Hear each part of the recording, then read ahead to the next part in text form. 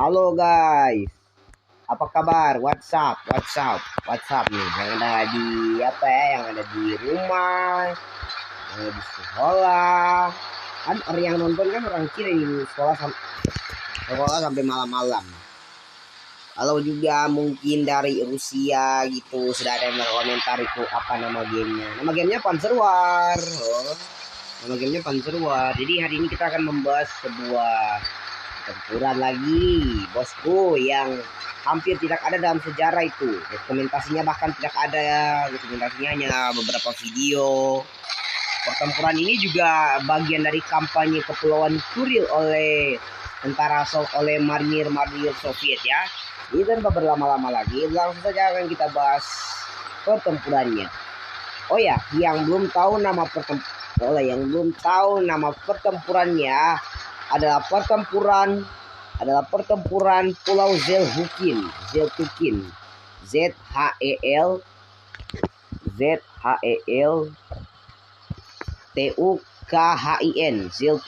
Island. Di mana itu adalah pulau terjauh dari Kepulauan Kuril atau adalah pulau terakhir ya. Yang itu bahkan pulaunya sudah berbatasan gitu loh dengan laut Rusia, dengan laut Okhotsk yang ada di Siberia gitu. Jadi kalau kalian ingin ke Jepang tinggal lewat dari Alaska dan ya kalian sudah bisa sudah bisa ke Pulau Zeltukin ini, namun memakan beberapa jam. Jadi hari ini kita akan membahas tentang pertempuran di pulau tersebut dan bagaimanakah situasinya di sana, bagaimana situasi, apa kabar, WhatsApp dulu di pulau itu, apakah sudah kabarnya atau belum? Ya, langsung saja kita akan mulai, let's go, sambil ditemani dengan kendaraan penghancur pesawat kecil ini ya, yang bernama Siram. Yang belum tahu, Siram ini atau Palaxius ini merupakan Meriam M61A1 Vulkan ya. Ini Meriam Vulkan ini juga merupakan keluarga dari Gatling Gun, dari Warhawk gitu. Nah, biasanya ini mirip Warhawk tapi cuman lebih kecil gitu, ya. Dengar suaranya ya.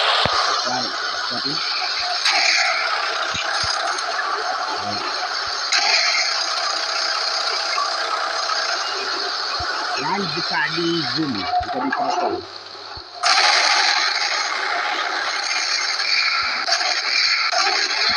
Mantap kan? Kita akan sedikit dan mari kita bahas.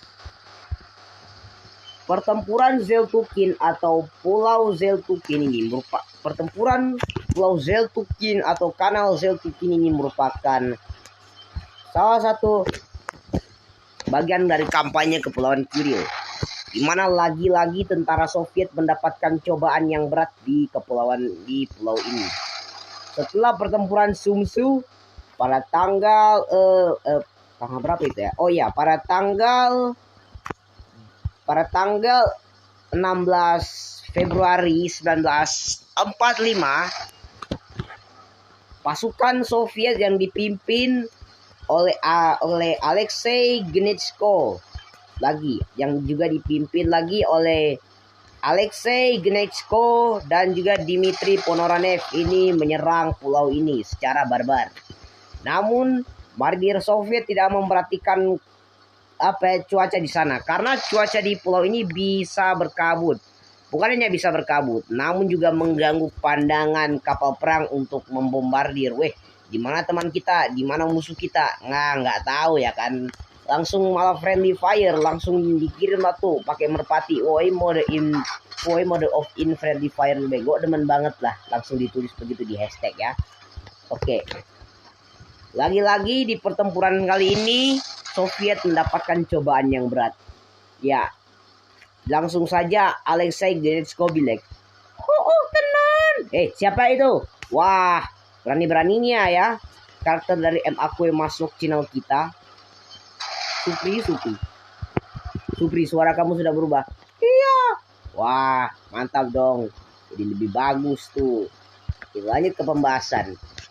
Jadi Alexei Alexei Gnechko mengatur strategi atau rencana yang matang. Namun lagi-lagi pasukan mereka harus banyak yang meningsoy ya, karena tentara Jepang ini sangat-sangat tahu akan kondisi pulau ini, letak pulau ini di mana, bahkan medan di pulau ini juga sudah mereka hafal satu-satu ya, udah kayak perkalian aja mereka hafal ini ya. Jadi mau itu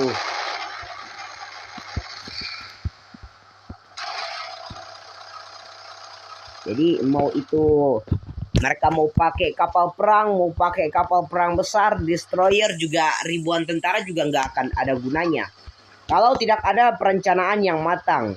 Jadi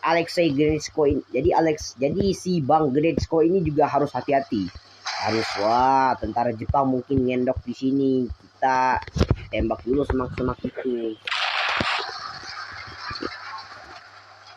Pada akhirnya pertempuran pun tiba. Saat pendaratan, pasukan Soviet tidak disambut apa-apa, kecuali setelah mendarat beberapa menit kemudian. Baru mereka tahu kenapa alasannya tak boleh menyerang Kepulauan Kuril. Karena mereka bakalan dikasih paham sama Jepang ya. Kalau anjir iklan mulu dah. Mereka bakalan dikasih tahu ya sama Bang Hirohito ya. Karena Kepulauan Kuril ini sangatlah penting bagi Jepang karena pemandangannya yang eksotis, bebatuannya yang indah. Itu juga yang menjadi salah satu faktor mengapa Rusia atau Soviet ini tidak tertarik akan pulau Kuril ini. Karena medannya yang karena medan yang bagus seperti bagus untuk meletakkan rudal ya. Maksudnya bukan meletakkan tapi untuk menguji coba tank, itu maksudku. Jangan salah kira ya. Mungkin kalau Soviet tidak menyerang Pulau Kuril, pulau ini memang akan tidak akan terjadi sejarahnya, tidak akan saya bahas ini, mungkin akan terjadi dampak gitu. Jepang akan menjajah Soviet, merebut kembali Manchuria dari tangan pihak pasukannya Papi Stalin, akan direbut gitu. Dari orang Rusia, hati-hati apakah kalian masih berdarah komunis? Ada lah. Oke, jadi tentu saja Soviet maupun mereka mau pakai IS-1, IS-2, IS-3, IS-4, IS-5, IS-6, IS-7, IS-8, IS-9, IS-10, IS upgrade lanjut ke 10 atau T-14, mereka nggak bakalan pernah bisa merebut Pulau Kuril karena Jepang ini jagonya di taktis dan juga di kemampuan tempur ya.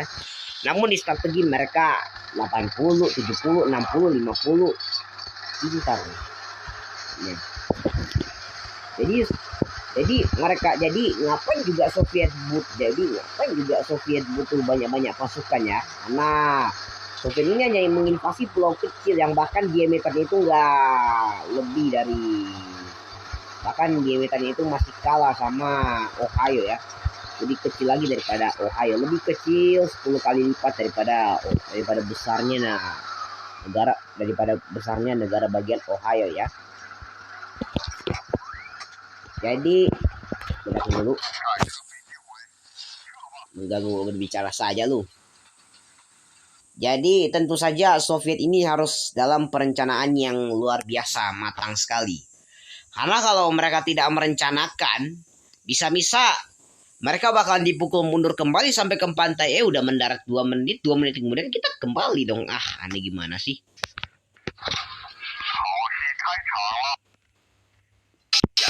Woi, gue mau mencerita apa? Gue mau nonton iklan. Gimana sih?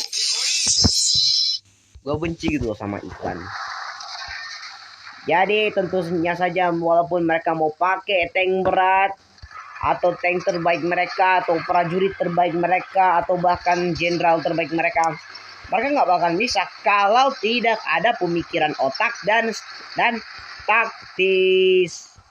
Tentara Jepang memang punya tank yang cupu dan lemah serta basi gitu kaliber pelurunya. Namun taktis tentara Jepang tak perlu diherankan lagi karena tentara Jepang ini sudah melawan Belanda, melawan Inggris, melawan United States, juga sudah tahu akan kelemahan-kelemahan tentara itu gitu. Karena jumlah mereka yang sedikit kalau dibuat jebakan serta perhitungan yang matang dan perencanaan yang luar biasa matang, tentara itu bisa dipukul mundur. Pintarkan Jenderal Alexei. Meskipun dalam pertempuran ini Soviet dirugikan, namun setidaknya tentara Jepang respect sama Soviet di pertempuran ini kali ini. Karena kenapa?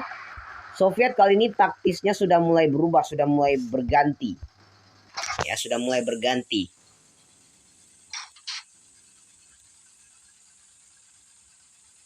Sudah mulai berganti taktisnya. Menjadi lebih matang lagi.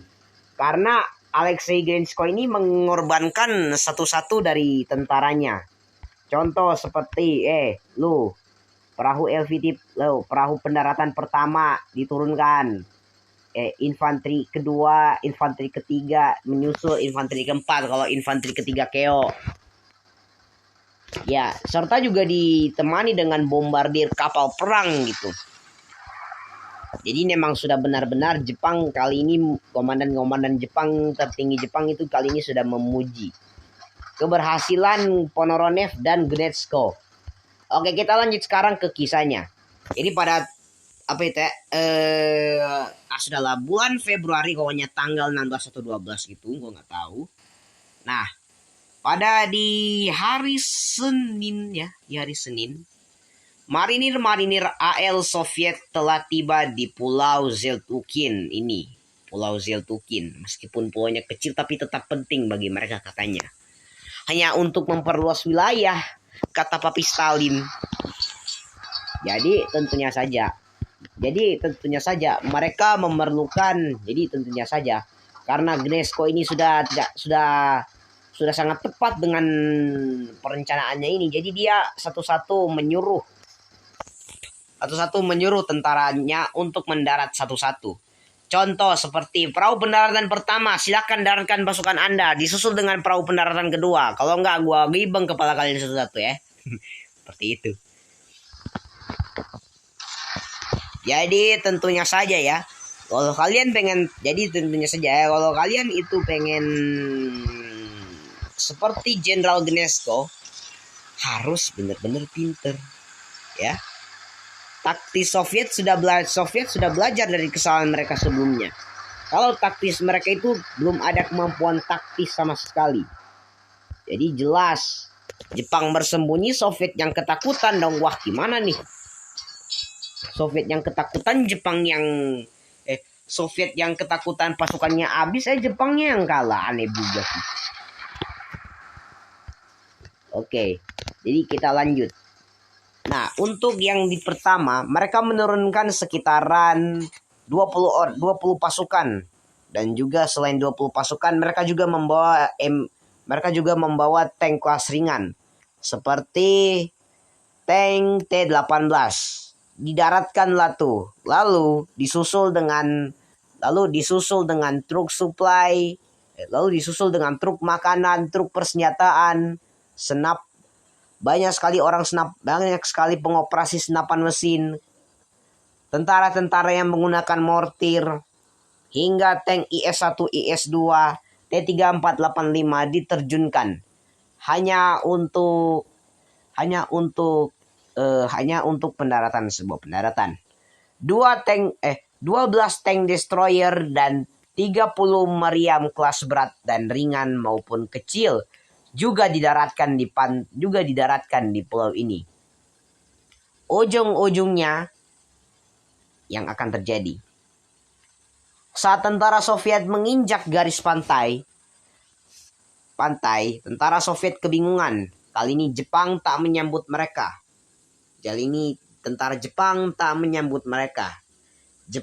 Hal ini Jepang tak menyambut mereka dengan serangan tembakan dan juga meriam pantai gitu.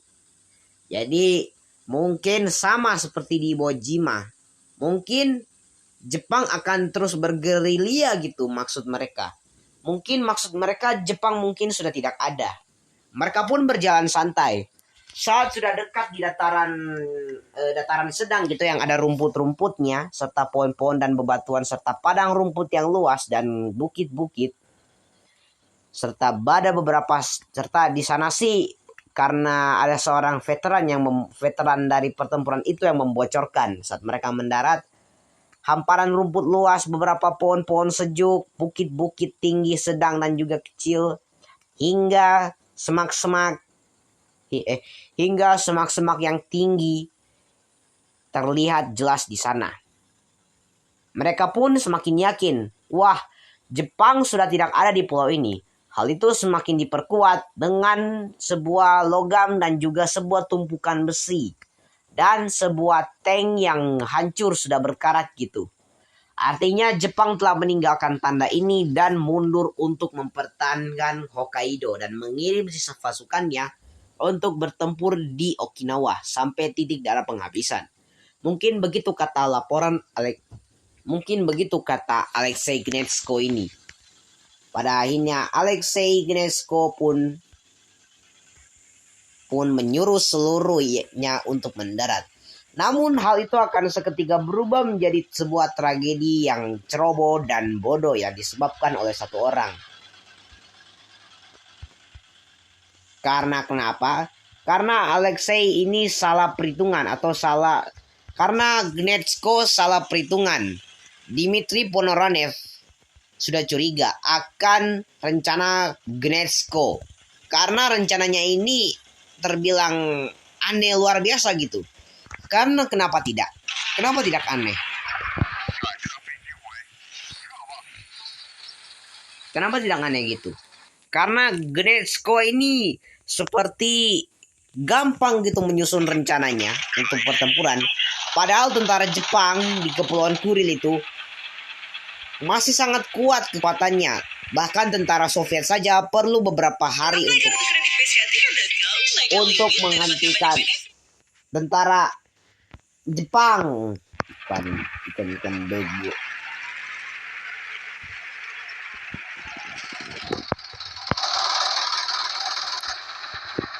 Sampai tentara Soviet butuh beberapa hari untuk menghentikan serangan untuk menguasai Pulau Sumsu.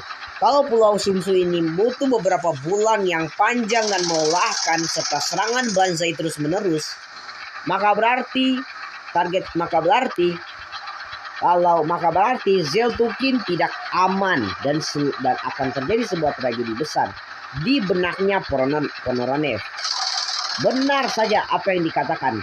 Satu persatu dari tentara Soviet gugur karena serangan Banzai Samurai yang dilakukan oleh infanteri Jepang. Bahkan serangan Banzai terbesar, bahkan ada sekitaran 200 tentara Jepang, mungkin 600-an lah, tentara Jepang yang menyerahkan teriakan Banzai sambil membawa samurai dan katana. Selain membawa katana samurai, mereka juga membawa bayonet, senapan, dan kamikaze darat. Dan kamikaze darat yang kalau ditancapkan ke sebuah benda bisa meledak. Itu tentara Jepang yang memegang benda itu. Bukan juga tank yang cepat ya. Jadi tentara Jepang pun saat itu sudah sangat-sangat tahu akan pulau ini. Bahkan menjuluki pulau ini sebagai rumah sendiri karena woi, tolong kerjasamanya. Oh iya, lanjut ke kisah guys. Sudah apa itu ya? Sudahlah, kita lanjut ke kisah. Lalu tentara Jepang pun dengan satu persatu melakukan serangan Banzai massal. Hal itu membuat tentara Soviet tak siap karena satupun dari mereka tak mengisi senapan. Namun beruntungnya veteran yang membocorkan cerita ini kepada saya itu mengatakan karena dia sempat mengisi peluru senapan, jadi dia sempat membunuh beberapa tentara Jepang dengan menembaknya di kepala sebelum samurai atau bayonet itu mengenai badan atau perutnya. Karena saat itu tentara Soviet terkejut dengan serangan Banzai Jepang, serangan kejutan Jepang, ya kan? Terkejut gitu dengan serangan Banzai tentara Jepang. Jadinya tentara Soviet hanya bisa lari atau panik.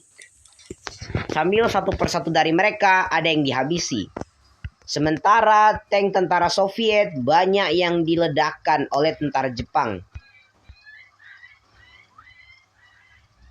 Banyak yang diledakkan oleh tentara Jepang. Mau itu menggunakan meriam kelas berat, kelas ringan, peledak, hingga mereka mengkamikaze mereka sendiri. Pokoknya ada sekitaran 3 sampai kemungkinan 10 T-3485. Mungkin perkiraan jauh 16 lah T-3485 yang rusak atau terbengkalai atau rusak dan terbakar di sana atau rusak dan hancur di sana. Sementara IS-2 hanya 2 yang rusak parah atau dibiarkan di situ karena kerusakan parah dan terbengkalai di situ. Sementara IS-1 tidak ada. IS-1 selamat semua dan berhasil menyelamatkan tentara Soviet tersisa. Namun karena bantuan dari kapal perang dan juga Jepang tak memiliki kapal perang lagi, hanya beberapa kapal destroyer kecil. Jadi tentara Soviet pun membalas. Kalau tentara Jepang meledakkan tentara Soviet, kalau tentara Jepang meledakkan tank tentara Soviet, maka marinir Soviet menghancurkan dan juga membunuh ratusan tentara angkatan laut Kekaisaran Jepang. Sampai sebagian armada mereka tenggelam di sana. Tentara Soviet pun membalas dengan tindakan yang sama. Yang berarti tentara Jepang saat itu telah pandai meledakkan tank tentara pusat itu. Namun dibalas juga. Mereka nggak bisa pulang karena seluruh kapal armada mereka untuk pulang telah diledakkan oleh tentara Soviet. Telah ditenggelamkan menggunakan torpedo dari kapal perusak kelas medium Maxim Gorky.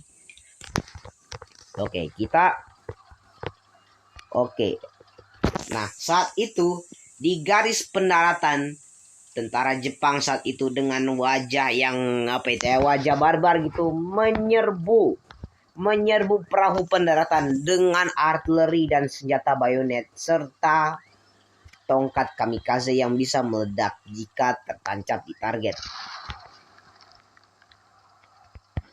Ya, tongkat kamikaze pun banyak sekali tentara Jepang yang melakukan bunuh diri hingga banyak sekali tentara yang tak selamat dan memutuskan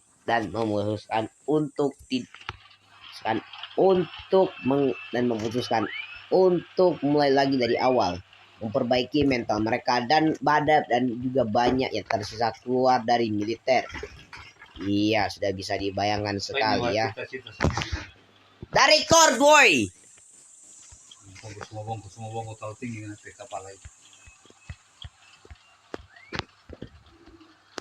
Susah aja orang tua ini ya. Ganggu pas report gitu. Guys, sedikit. Apa ini? Maaf guys, ada sedikit. Nah, iya, makasih. Oke, jadi ya guys, kita bisa ambil kesimpulan itu. Jangan pernah meremehkan negara Jepang ya, karena pada Perang Dunia Kedua taktis mereka sangat-sangat berguna begitu untuk mempertahankan negara mereka. Namun sayang mereka menyerah lebih cepat gitu dalam Perang Dunia Kedua. Yang pada akhirnya ya satu negara Jepang kecewa. Dalam hati gitu. Dalam kehidupan nyata sih menyerah. Namun dalam hati anjing kecewa punya maksud saya anjing kecewa punya kaisar seperti ini yang nggak bisa mimpin negara. Kecewa berat gua sama lo. Kayak gitu guys. Jadi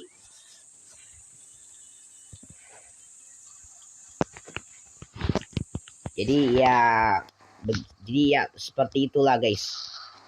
Jadi kita ini yang pertama, kita itu tidak boleh terburu-buru. Kita itu harus merencanakan sebuah rencana atau operasi militer dengan matang. Itu poin pertama. Poin kedua, kita tak boleh merasa sombong di depan orang lain. Contoh seperti Alexei Gnetsko itu memimpin satu armada Soviet sama Dmitry Ponomarev. Alexei Gnetsko pun sedikit sombong kepada Dmitry dengan mengatakan rencananya sudah matang bre. Lu kemasi barang-barang lu besok, kita cus ke Pulau Zetukin. Nah, yang ujung-ujungnya ambiar 1.000 tentara Soviet ya. Ya saat itu juga katanya saat itu juga medan perang dipenuhi dengan tank kelas ringan, medium dan berat tentara Soviet hingga mayat-mayat potongan tubuh lah. Itu mau tentara Soviet yang mati karena katana, ada yang pisau bayonetnya masih tertinggal, ada yang tangannya lepas, ada yang udah nggak berbentuk. Itu mungkin tentara Jepang yang tewas ya. Ada yang memang normal namun tertembak di kepala. Ya saat itu memang benar-benar pulaunya ya mau bagaimana ya, bau darah gitu. Sampai satu pulau ini, sampai Pulau Zetukin ini dijuluki pulau apa itu ya? Pulau bangkai gitu. Karena banyak sekali potongan tubuh manusia hingga mayat-mayat tergeletak di mana itu hingga mau itu truk supply, artileri dibakar sama tentara Jepang, diledakkan gitu. Namun dibalas, mereka nggak bisa pulang karena kapal yang akan mereka tumpangi tenggelam. Iya, bagaimana lagi? Dua-dua sama-sama rugi dong. Mau itu dari tentaranya yang mati semua, itu hampir tentaranya mati semua. Namun Jepang masih aman sih, manusianya masih ada sih. Ya. Dan itu kalau tentaranya tuh. Jadi pelajaran yang bisa kita ambil dari sini, jangan pernah sombong, harus berpikir dengan teliti dan juga sebelum memperagakan itu di depan semua orang. Dan yang jelas saya pamit undur diri. Michael Jackson Graffiti Falls akan kembali lagi setelah ini. Bye bye. Subscribe my channel dan komik do. Stay. Bye bye.